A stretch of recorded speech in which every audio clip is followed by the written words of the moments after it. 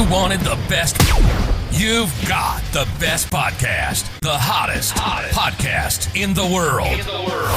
The Chris Voss Show, the preeminent podcast with guests so smart you may experience serious brain bleed. The CEOs, authors, thought leaders, visionaries, and motivators. Get ready. Strap yourself in. Keep your hands, arms, and legs inside the vehicle at all times, because you're about to go on a monster education roller coaster with your brain. Now, here's your host, Chris Voss. Hi, folks. It's Voss here from thechrisvossshow.com. Ladies and gentlemen, there and ladies, things that makes official. Welcome to the big show. As always, the Chris Voss Show is a family that loves you but doesn't judge you. For over 16 years, 23 to 2,400 episodes are going on. We've been bringing the Chris Voss Show so you can learn more from all the amazing minds and people that we have on the show over the last 16 years. Today, we have another amazing newest book. It is called Get on the Job and Organize, Standing Up for a Better Workplace and a Better World, out April 29th, 2025. Jazz Brisack joins us on the show. Jazz is a union organizer and co-founder of the Insider Organizer School, which trains workers to unionize. After spending 1 year at Oxford as a Rhodes Scholar, they got a job as a barista at an Elmwood Starbucks in Buffalo, New York, becoming a founding member of the Starbucks Workers United and helping organize the first unionized Starbucks in the United States. As the organizing director of Workers United upstate New York and Vermont, they also work to organize committees at companies ranging from Ben & Jerry's to Tesla. Welcome to the show, Jazz. How are you? Not too bad. Thanks so much for having me. Jazz, give us your .coms. Where do you want people to find you on the interwebs? Yeah, folks can go to the insideorganizerschool.org, and that's probably the best place to find things. And then the book is Get on the Job and Organize, which, folks can order from any preferred bookstore. Awesome. And you've got quite the story to tell, quite the experience that a lot of people don't get the opportunity to have. Tell us 30,000 overview of what's in the book and your history with it. Yeah, so I decided to write this book because I wanted people to understand how union organizing works and to kind of demystify the process. I think one of the things that I've seen in organizing is that people realize, when one campaign starts, if they can do it, we can do it. And so the goal of this book is to help more people at all kinds of workplaces understand exactly how we did it and how they can replicate that in their own workplaces. Awesome. And so tell us about your journey. You have quite the experience here, and I believe made some national news too as well. Yeah, so I grew up in the South. I'm originally from Texas, and then I ended up in Mississippi. I didn't grow up knowing that unions were something that, they weren't really part of my life growing up, and so I didn't really understand that they even still existed. But I was a bit of a history nerd, and so I ended up learning about labor history by going down some rabbit holes. I learned about, the Scopes Monkey trial and the lawyer who had represented the teacher who was on trial that also represented Eugene Debs. And I was really moved by the stories from the early days of the labor movement. So I got to college. I had a labor journalism professor named Joe Atkins who really helped me, understand that unions still existed and were still something that you could get involved with.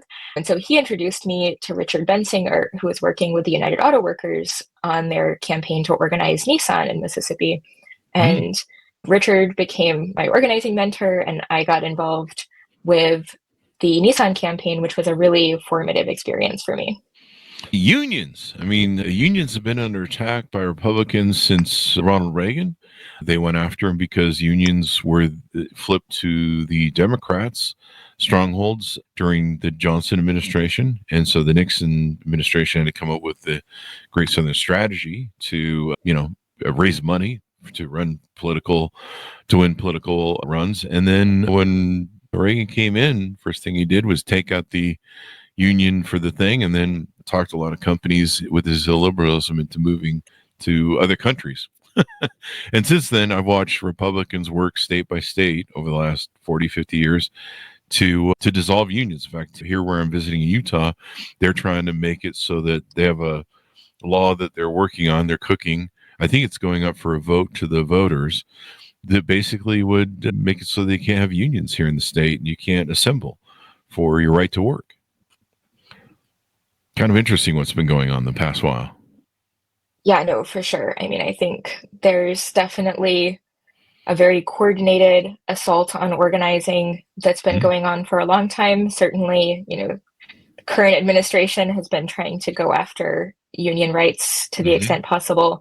But I think where unions have been on the ballot, in places like Missouri, voters have been overturning right to work laws, which, make it harder to maintain a union. Yeah. And so I think there is a public opinion swing in favor of unions that's been really helpful. Yeah. And it's interesting to me when people vote against their own best interests. You know how unions are good? Billionaires hate them. That tells you everything Exactly. you need to know. If Elon Musk doesn't want you to do it, then maybe you should go do it as fast as possible.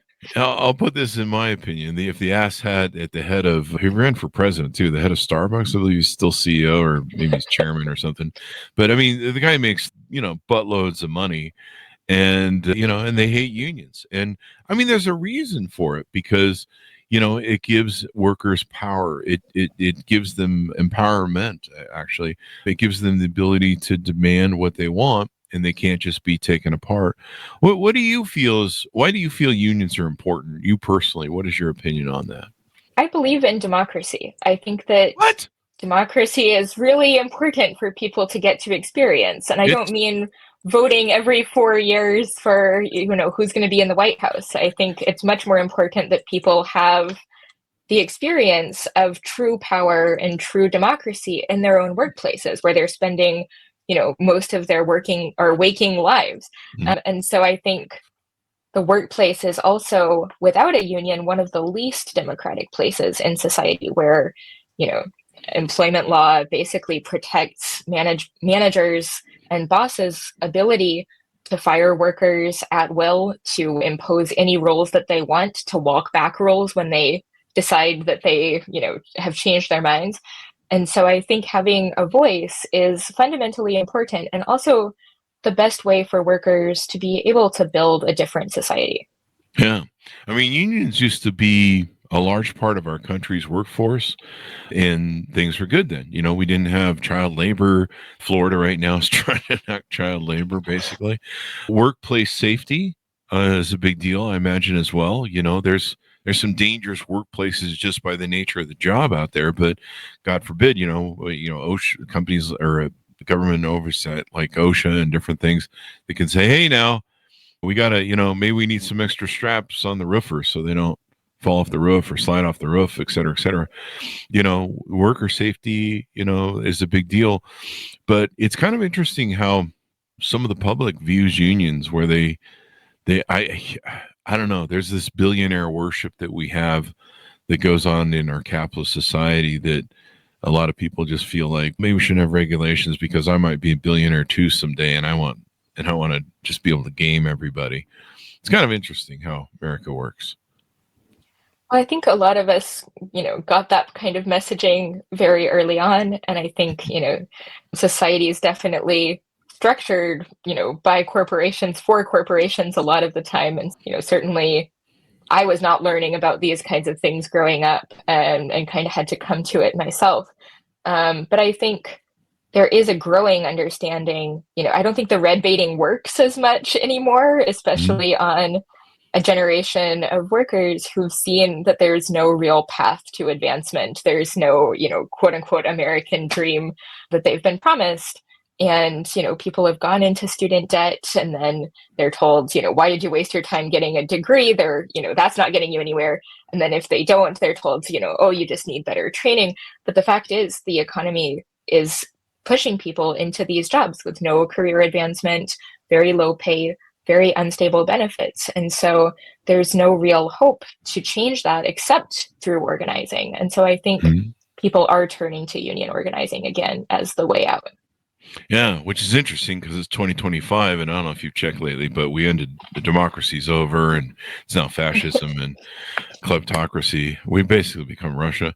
And then what else are we doing? They're just trying to destroy unions. I believe the administration right now is trying to destroy the government unions. They're trying to wipe out the jobs, and they just think they can free dump everything. It's been interesting to see the blowback on Elon Musk. But After all that we've had billionaires on the show. I mean, I think there's another one coming up soon.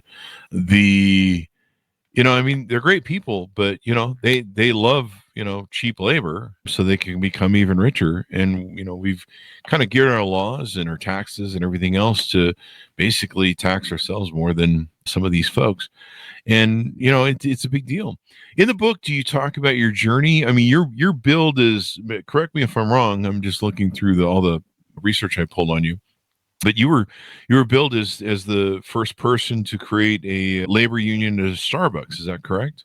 Yes, the first one in existence at the time. There had been some unions in the 80s in Seattle, and Howard Schultz made it his personal mission when he took over the company in the 80s to decertify those unions. And he's written in his books about how he viewed unionizing as a referendum on his own leadership. And, if he was doing a good job, then workers would simply not want to unionize, which was also the message he flew to Buffalo to deliver to us in person when he delivered what, became the ill-fated, notorious Holocaust speech, where he compared Starbucks benefits to the Holocaust in a very strange and inappropriate analogy. I remember that. Yeah. I think I remember hearing it was honestly a high point for the campaign because he was, they say the boss is the best organizer. He was certainly changing hearts and minds to become more favorable for the union. Yeah, when your leadership is so bad that there's a referendum on it, that might tell you that it could be you, could be the leader. I've read a book on leadership, and leadership's important. So feel free to jump in. No, I was going to say, honestly, we were trying to encourage Starbucks to understand that, it wasn't personal. It wasn't about them. We just wanted a voice and a process. And then their reaction sort of accelerated. Maybe it is you, actually, if you're going to behave like this in response. Wow. Yeah, I mean, what a lot of people don't realize is billionaires are globalists, and they can do business all around the world. And they love third world countries where there's no workers' rights, where, a worker got caught in the grind mill, whatever, no one cares. The value of life in this third world country is meaningless. And they just sit and dream and fantasize about getting Donald Trump elected president a second time. Wait, what? That happened? Anyway, so that they could, basically bring that, destroy workers' unions, destroy workers' rights, and make it so that, they have a population that is desperate for any sort of job, will work for anything, will work for, will just take the abuse. And I hope that there's a sea change on it after what we're seeing, this attack on unions and stuff. And yeah, it's kind of interesting. And they eventually figured out a way to kind of fire you, or they figured out a way to kind of sideline you or sabotage you, I believe, in what I'm reading about. Yeah, they ended up scheduling me for shifts that they knew I couldn't come into work because they wanted to try to drive a wedge between myself and my coworkers, because it's no fun to work short-staffed at a Starbucks. We've all had, horror stories of shifts that you could barely run. And so they just denied my availability requests, trying to schedule me when I was doing other work, including organizing other Starbucks stores, to try to force me to quit, which eventually worked because it was punishing my coworkers, not just me. And so that was not a situation that could just continue. Yeah, that's crazy, man. But I mean, you can just tell as evil as they are about it and malicious as they are, this is something they really don't want and they really don't find value in. I grew up in the 60s and then into the 70s in my childhood. And I grew up in the age where there was this mantra that you went to work for a company for 40 years. You got a gold watch when you were done, and a nice retirement package and a pension. And throughout that time, you had a 2-car garage and a picket fence and yada, yada, yada, all that Leaventville shit in suburbia. And that changed in the 80s. I believe it was Noam Chomsky's, or was one of those big thinkers, put out an article in the thing and said, yeah, businesses change, fuck workers, and let's focus on investor returns. And thus I watched the 80s embark on this, the great way to get your stock to bump and get a raise as a CEO is to lay off 10,000 workers. And, now you see it's escalated to this point where, a CEO gets paid, I don't know, 1 million times over what the frontline employee gets paid, where it used to be only a couple hundred. It's insane. And I mean, it's not, you don't have to be a scientist to know where all the money's going, really. Yeah, no, I mean, whether it's Starbucks baristas or the autopilot workers that we were trying to organize in Buffalo at Tesla, who were making, $16 or $17 an hour in many cases, at Starbucks, Michelle Eisen, who'd been there for 12 years, was making 16 cents more than a new hire. So it's an insane situation when, the standard of life of, Homer Simpson is unattainable for workers at Starbucks or Tesla. I like that analogy. We can't even make it a union. Simpson level. Damn it! And Exactly. and it's a cartoon house for whatever purpose. And it's interesting, the leadership that's out there. Like, I come from Vegas. I remember when Steve Wynn did this bullshit where he was going to be the first casino to pool tips from workers. And of course, if you understand how Vegas works, or any great tipping location works, the money goes around. Even in Vegas, that you should tip well as a person, because that money flows through the economic system of Las Vegas and comes back to you. And it's just like an economy, really, when it comes down to it. Maybe I don't need to worry about tariffs in China, but they're going to affect me on the global scale of the roundabout of how economies work, and rising tides lift all boats. And of course, if somebody bangs holes in the lifeboat, good luck with that. That's kind of where we're at right now. But I remember he wanted to pull tips, and one of the problems with it kind of creates instead of rewarding employees for being great at earning tips, giving great customer service, helping people, being extraordinary. Not everybody is. There are lazy workers out there. There are not many, but there's enough of them to where kind of pooling tips is unfair. It's a bit communistic. And so I remember Steve Wynn invoked this, and the unions were pissed, and the workers at his hotels. And he got up and he gave some speech in front of them, crying because they passed this measure to not pool their tips. And you betrayed me, and it's like bloody crying, which is just annoying as it is. That's what they all do. They love some tears. I'm the victim here. All these workers are exploiting me. I just gave myself a raise of $10 million. I'm just so exploited. No, exactly. Whether you're the CEO of the art museum in Buffalo, who's, making like 6-figure salaries and, getting his kids' private school tuition paid, but breaking down sobbing when, baristas in the museum cafe are unionizing. They all do it. Yeah. Meanwhile, I don't know about Starbucks baristas, but I know that at one point, I think it still is a fact, Walmart employees were paid so low at the front end that they were having to get government assistance. So we were all, as American taxpayers, subsidizing Walmart employees. And I mean, I'm not saying anything bad about Walmart. They're good people. We need them. But, meanwhile, these companies are making trillions, billions of dollars in profits on the backs of us. And you're like, what the hell? I mean, I like cheap goods as much as anybody, but it's kind of interesting. Like, I recently went into, this is a couple months ago, but I recently went to this French restaurant, this high-end French restaurant that's here in Utah. Very small, kitschy place. You can meet the owner in it. But he's from France, and they don't do tipping. And so I was kind of gassed when I got the bill. I forget what they call it, but basically it's called pay your employees living wage. Yes. So I was a bit miffed because I have a reputation as a good tipper, and I like to tip well for good service and good food. And I don't want to be seen as cheap. I kind of have a thing about that.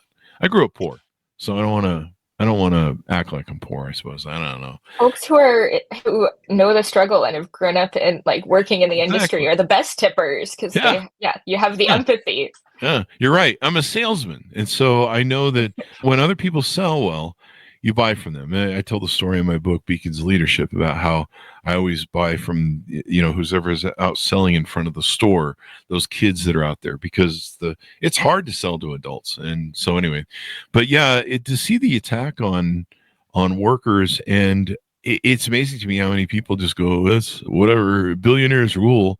There's something I just recently put up on my Facebook here that I thought was just really funny, because I see all these people on Facebook and social media worshiping billionaires and Elon Musk and stuff. And there was a guy, Elron Mexico, off of Twitter. He wrote, being a fan of a billionaire must feel like walking around a casino you don't own and hooting like a badass every time the house wins, licking the urinals and calling the trash can sir.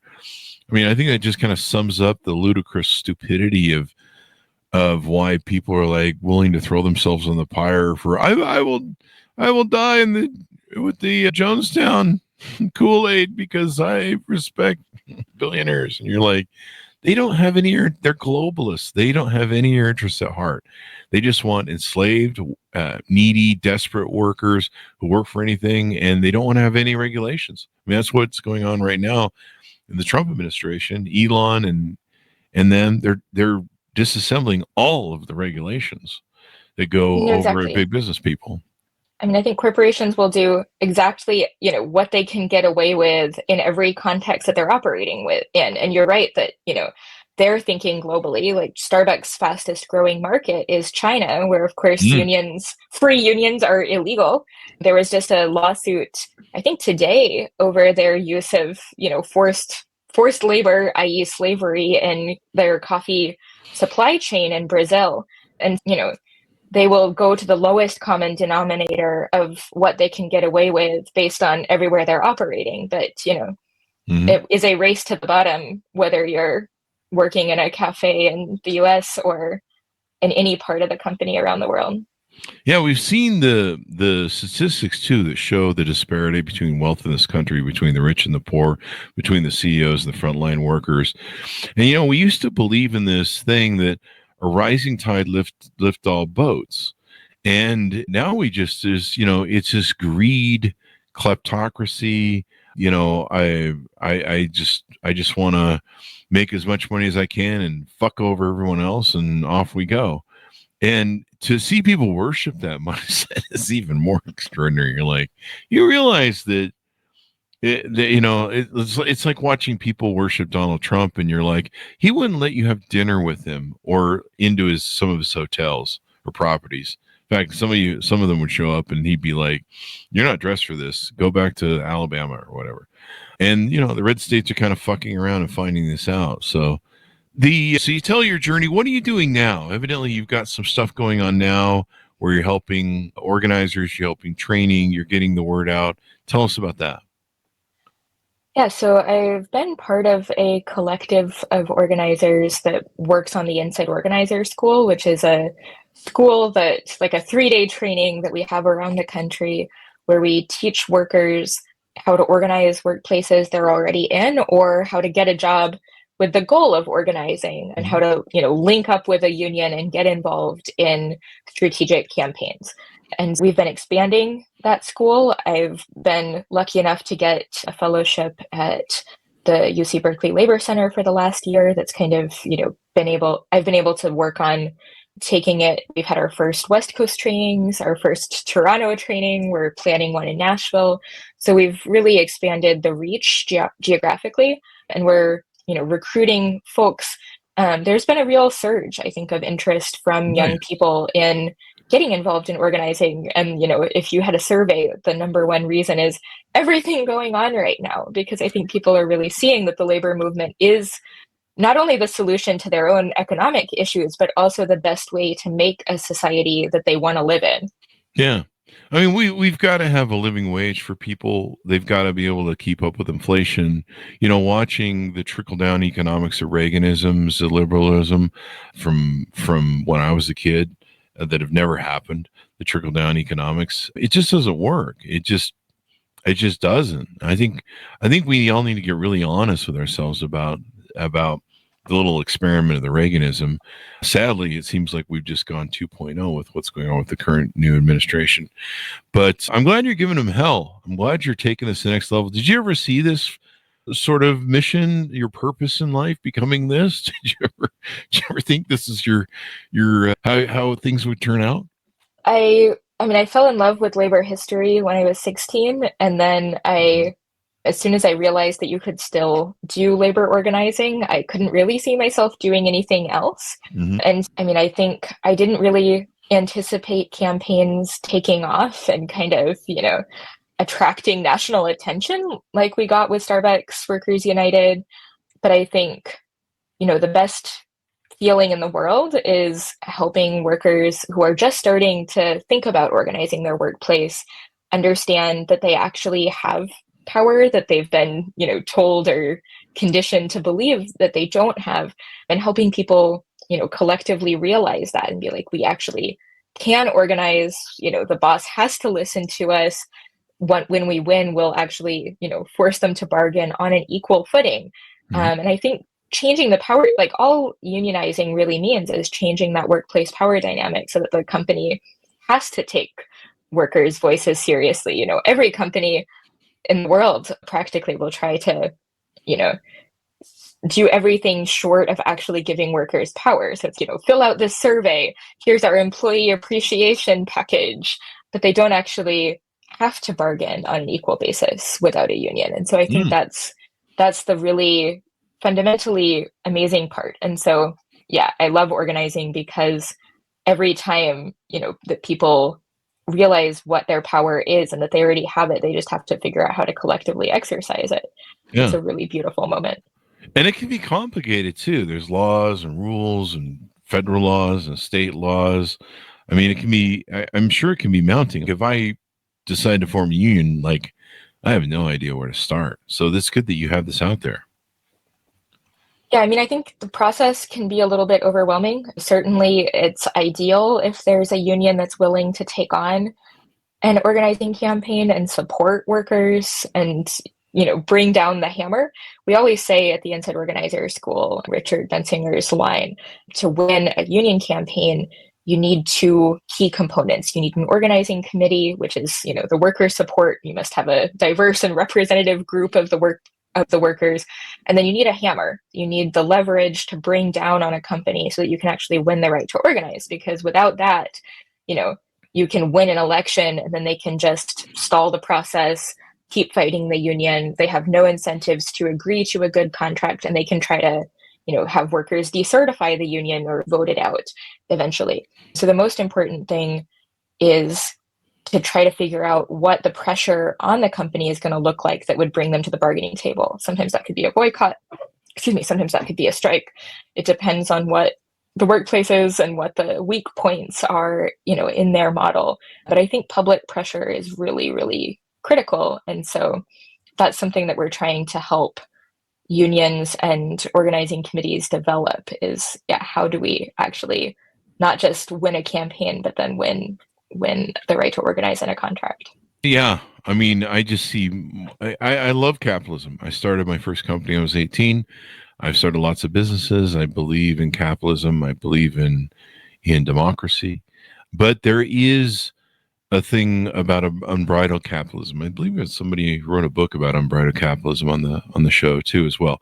It needs constraints because without it, people suffer. It's just like the same as government. Government needs constraints. It needs regulations. It needs the power, the people to have power. Kind of like the people who framed our Constitution amended it so that the people have the power, or they're supposed to have the power. Let's put it that way. And so being able to, like you say, have that democracy, have the right to have a say, is super important. One of the challenges, though, is people like yourself that have leadership skills, that stand out, that lead these sort of efforts. You guys really end up taking a hit. It becomes a toll, I think, on you guys, where you guys kind of become, since you're the tip of the spear, you guys get the brunt of the attack or when it comes back at you. Tell us what that's like and maybe some of that experience. Well, I mean, I think within the labor movement, not every union is committed to organizing. Mhm. And so a lot of unions sort of, exist as, the fragments of, their industry or of the working class, but they're more interested in kind of defending the existing members that they have, or, protecting the turf that they've gotten, versus organizing unorganized non-union workers. And there's a billion-dollar union-busting industry in the US, comprised of law firms, consultants, all of these different firms and groups that try to keep unions out of companies. And some of that's in-house, like Amazon has, a huge internal company team dedicated to, what they call union avoidance. A lot of that is outside. And so that industry ends up targeting the handful of unions that are really trying to do what's best and trying to organize more workers, and people who complain about unions and have these stereotypes about the kind of bureaucratic or lazy union leadership. Those are usually not the folks that are getting the brunt of the anti-union campaign, because they're not organizing. And it does end up singling out the better organizing programs and the more ambitious and more creative unions. And I mean, I think,